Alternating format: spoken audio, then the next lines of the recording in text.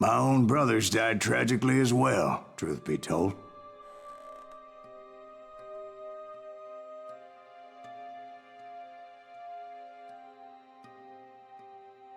It was 1868, and me and my older brothers were pulling a tidy profit running cattle into Juarez, Mexico. One night after my brothers retired for the evening, I found a little poker game in a cantina with a couple of cowboys. And I just couldn't lose. I even won an old Spanish coin that had to be 100 years old. Well, I was mighty pleased with myself the next morning as my brothers and I rode for Texas. But before we crossed the border, those cowboys caught up with us. It was Johnny Ringo, Roscoe Bob Bryant, and another asshole named Jim. They wanted their money back and everything else we had, including our lives, as those boys didn't want us coming for them later. Bob put that old Spanish coin in my mouth and said, "I won't have it said that I left you with nothing, boy."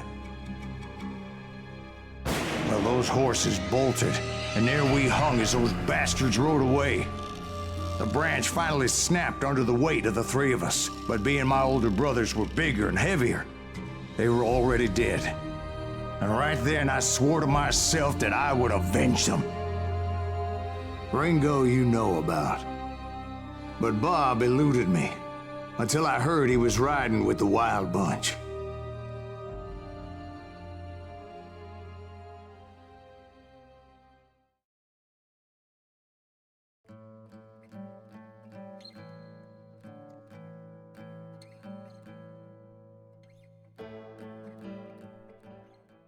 I'd been on their trail for months, ever since they left their hideout in the Bighorn Mountains.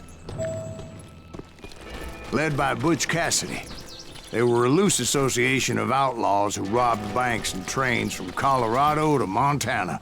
Among them was the Sundance Kid, and that murderous hombre I was tracking, Roscoe Bob Bryant. Were you a part of that giant Pinkerton posse after the Wild Bunch? No, boy.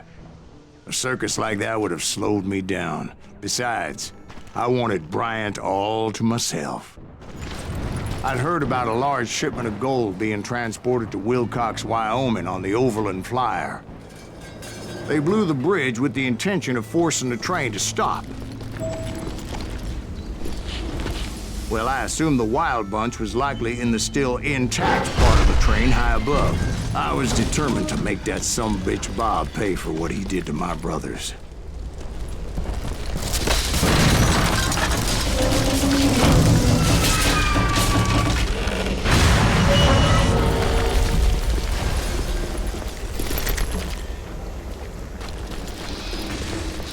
My ears are still ringing from blowing up that bridge. Well, I made my way off unscathed and came upon a few members of the gang and had no choice but to dispatch them. From there, I had to negotiate an even more precarious route. But first, I would need to get my ass out of there.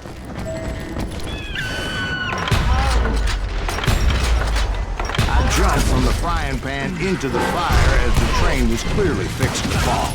I had found the gang, but in order to find old Bob, I needed to fight my way forward past a whole passel of desperados. Outside, inside, any way I could, I made my way towards my prey. Well, what about the passengers? It was mostly a freight train, as I recall. There were no passengers aboard that day.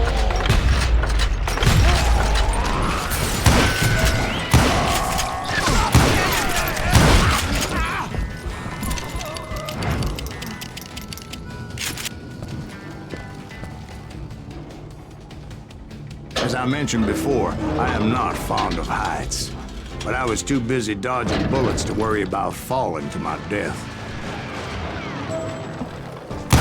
Odds were I was likely to die that day anyway, so I was determined to take down as many of those bastards as I could.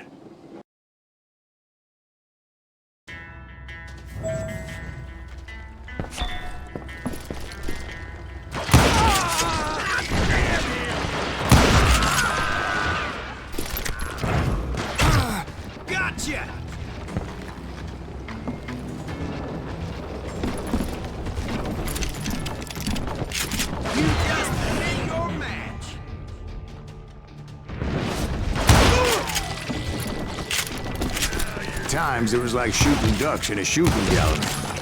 The only difference is these damn ducks shot back.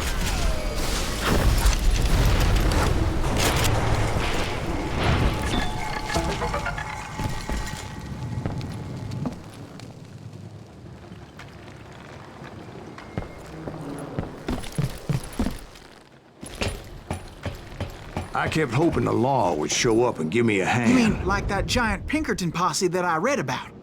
Did they come riding in, guns a-blazing to help?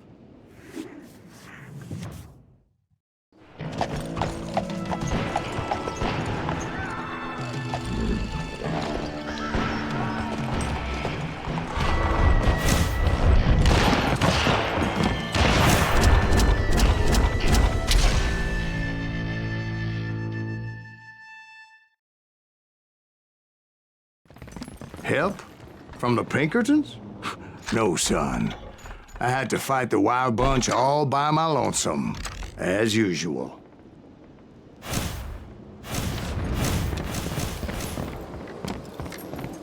Baby! Who the hell is that?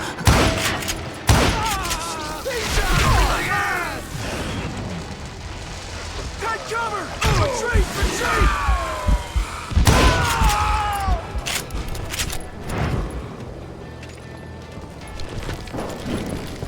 Killing everybody! You ain't seen the man of me. Kill us all! Now you're gonna have to do better than that.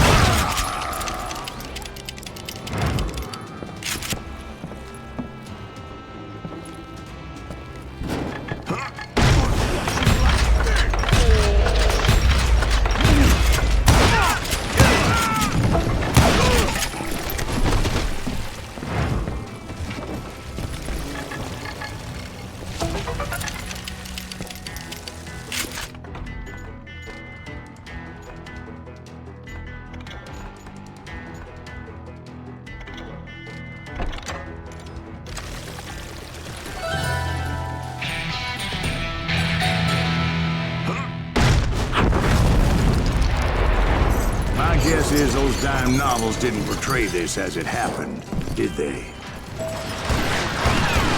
Only a few stragglers were left. I had to cut them down pronto if I was going to stay on old Bob's trail.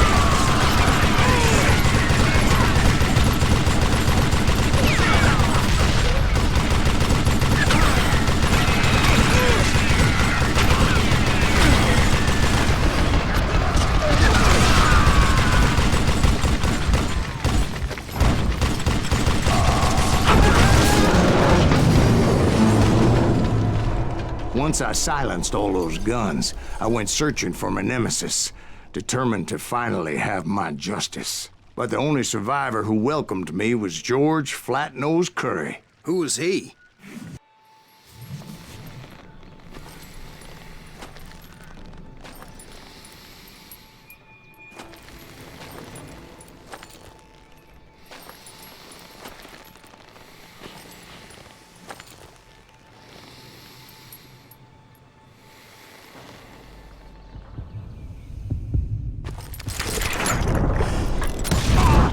On that very same day, Butch Cassidy and the Sundance Kid decided to leave the Wild Bunch behind and decamped for South America.